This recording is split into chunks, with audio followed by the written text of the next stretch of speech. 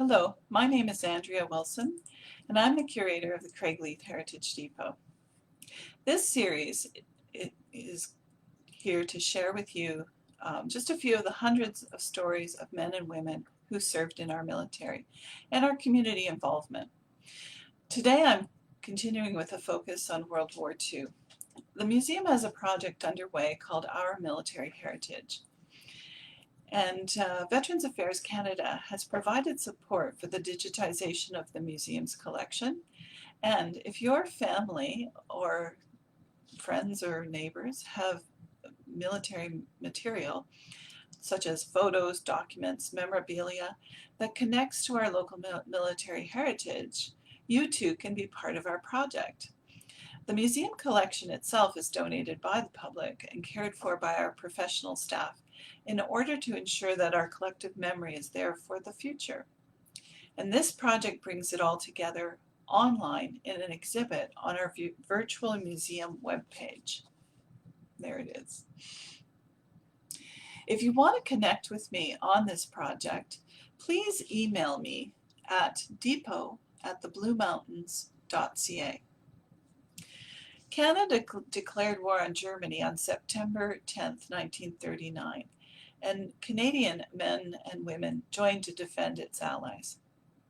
A key contribution to this plan was made by the British Commonwealth Air Training Plan, or the BCATP.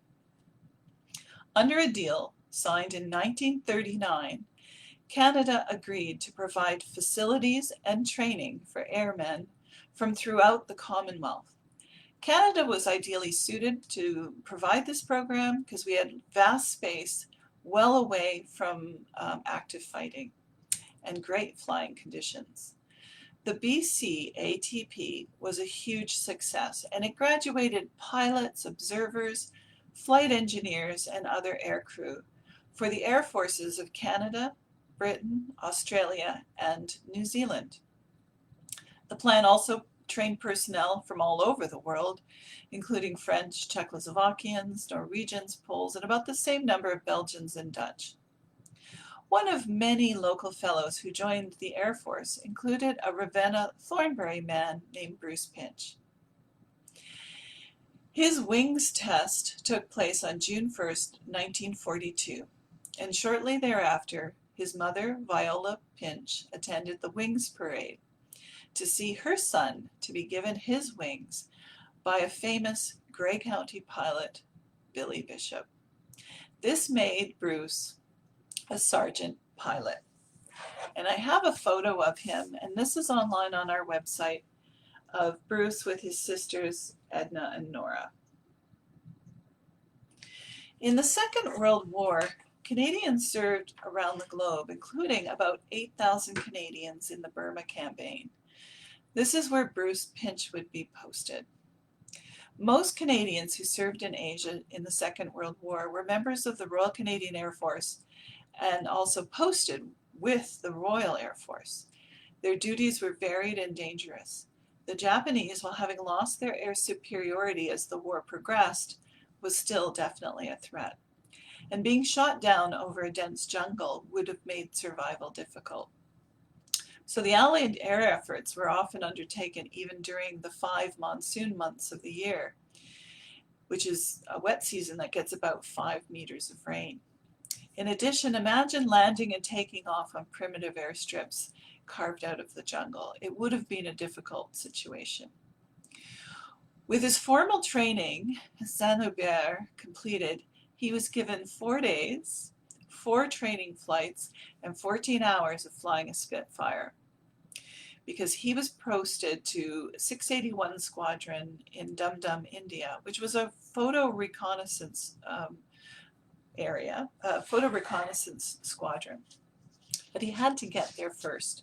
So he flew from Britain, or in England, to Dum Dum, and he started out on February 24th, 1943, and he arrived in Dum Dum on March 30th, 1943. It was quite a trip, and one part of that trip, they had to, fly over Egypt. So it was worthwhile for him to have a little stopover for he and his other flight personnel to take a peek at the pyramids. So that wasn't the only reason the flight took so long. There were several issues with the plane as he flew. So that is documented on our website. While in Dum Dum, Bruce realized that he wasn't going to be able to fly those Spitfires he'd been trained on anytime soon. So he put in for Fighter Command and was posted to 151 Operational Training Unit in Rizalpur, India. So this is a picture of one of his squadrons that he was posted with, and Bruce is right in the middle there. While there, he trained on Harvards and a few other types of planes. And he was eventually posted to the RAF 155 Squadron in Kumilla, India. And this is a photograph of Bruce sitting in the cockpit of a Mohawk plane. He would spend the rest of World War II in active service in the Burma Campaign. Bruce wrote several letters home to his mother, Viola Pinch, who lived in Thornbury, and one described a bit about why he liked being an NCO or a non-commissioned officer. So I'm going to read this letter, and letters home were subject to censorship, so not a lot was written about what he was doing. So I'll just read a few excerpts from his letter. And this was written in 1945, in the spring of 1945. Dear Mother, I haven't written for about a week, I think. I've been quite busy lately, in fact, flying more hours than I ever did before. My rest tour is nearly over, but I don't think I'll be able to go back to a squadron because my time left is too short. Then later on he writes, I wish I didn't have to go through this monsoon season, but anyway, it will be my last, I hope. So far, it hasn't rained much. And then on the next page, he writes, one of his friends became an officer. Glad to hear Art Toe got his commission. But I'd rather be an NCO anytime. That's the reason I never was commissioned, if you are curious, and I know you are. Anyway, I'll be home soon. I will probably be discharged. Nearly all those who have done 3 years have been discharged, so I hear.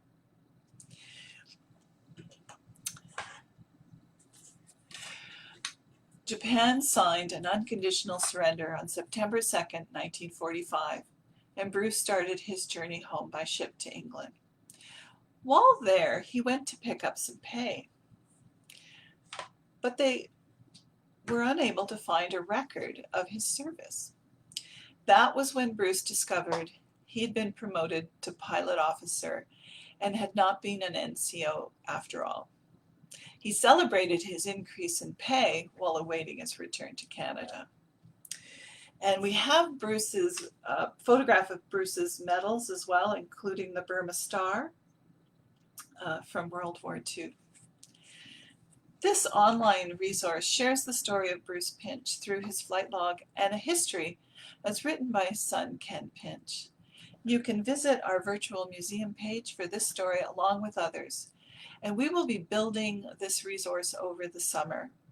And we encourage you to visit back and have a look at it. And hopefully anybody who's interested can share their stories as well. Thank you very much for joining me today. And next week will be my last presentation, and I'm going to continue with World War II. This time I'm going to be looking at the memoirs of a member of the tank, of a tank company. So thank you very much for coming.